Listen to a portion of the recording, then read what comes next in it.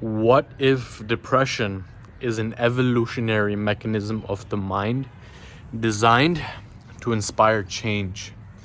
Because when we look at the human condition through the lens of our tribal ancestors that evolved during the time of 150 members in their tribes, and evolutionary psychology is based on that study as well, because the majority of our time on this planet as humans was spent in that environment. So a lot of our psychology, a lot of our biology, a lot of our cognitive biases arose during that time. So when we observe the human condition from that perspective, when we look at the ancestor that is looking to survive in that tribe, a large portion of their mental resources are going towards increasing social status so that they can access resources like food, like water, so that they can access mates and reproduce. And a lot of the resources, at least their energy resources, were going towards those goals of survival and reproduction. And through that perspective, when those goals were not being reached, when they were making attempts at achieving those goals of survival and reproduction, but they were not able to achieve them, that is when the mechanism of depression set in, to let that person know that what they're doing is not working to achieve their goals. So ultimately, depression became a state of mind that was designed to inform that person during that tribal era to change their behavior so that they could increase their chances of achieving their goals at the end of the day. Look, in modern society, we are operating through the lens of Newtonian physics, and that is cause and effect. So oftentimes we think that our lives are not the way that we want, our body is not the way that we want, our relationships are not the way that we want because of depression. So depression is often seen as the cause, and the effect is a life that we don't love. But what if we begin to look at this from the quantum perspective of causing an effect? Through that lens, depression is the effect, the cause of which is a life and a character that you are not proud of.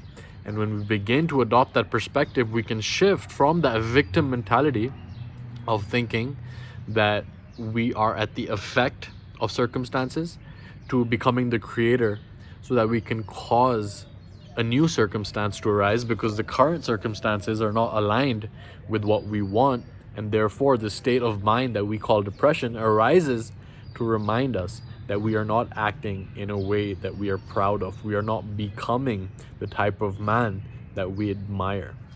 So oftentimes we think of it as a chemical imbalance, and more often than not, it has to do with serotonin.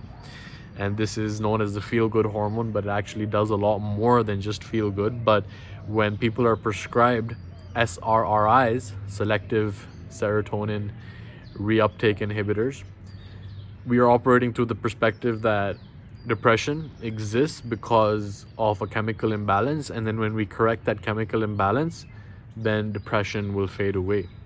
But so much of the chemical balance that we experience is again designed to inspire certain behaviors, and it is the result of something that is going on in your life. So for example, if you begin to adjust that balance, then you're effectively dealing with the symptom and you're ignoring the cause. So imagine that there's a tree, right? And its leaves are turning brown. Now, one way to deal with that is to get some green paint and then paint all the leaves green, the brown leaves green. And now effectively you have solved the problem of brown leaves. But another approach would be to look at the roots, to see if they are getting enough nutrients, to see if they're getting enough water, to see if there is enough sunlight coming into that tree, or if that sunlight is being covered by some building or something of the sort. So one approach is to deal with the effect, and the other approach is to deal with the cause.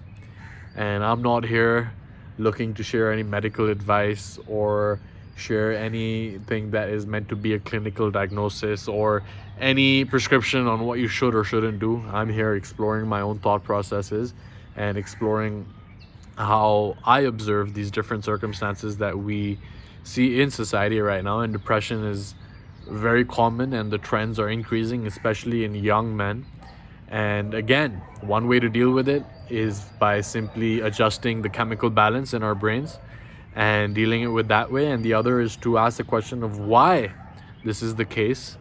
And more often than not, we look at the science and we realize that if you are unemployed, then the chances of depression are higher. If you don't have a romantic partner, the chances of experiencing depression are higher. If you don't have friends, the chances of experiencing depression are higher. And I am of the perspective that depression exists in the gap between our values and our actions.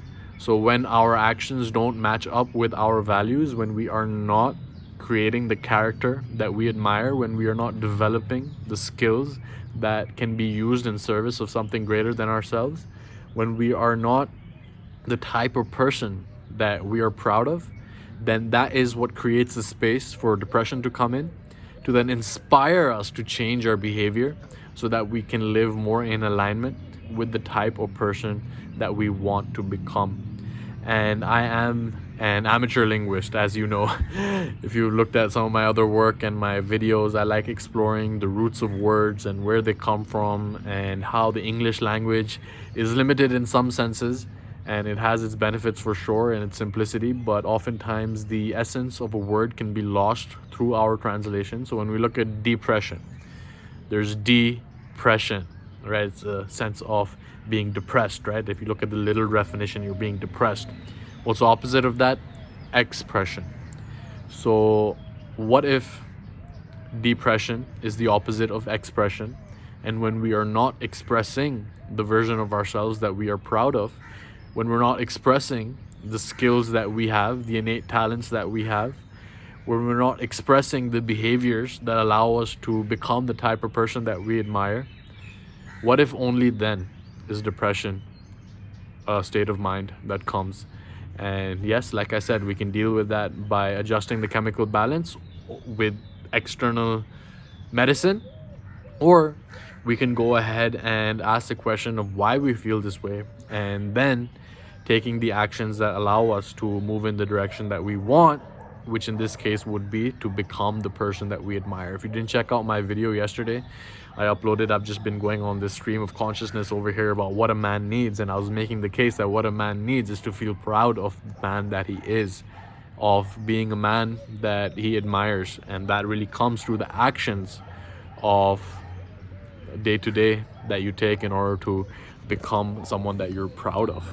So those are my thoughts on that, and I'll just leave you with this, that if you aren't a person that you admire, then don't give into the depression. Whatever state of mind that you're in, if it's depression, and whatever actions are motivated through that state of mind, don't give into them. When you're in bed in the morning and you feel depressed and your state of mind is telling you to stay in bed, do the opposite of that. So state of mind is something that can motivate you. At least the state of mind of depression can motivate you on what not to do. So whatever it tells you to do the opposite. If it tells you to stay in bed, use every ounce of your will to get out of bed.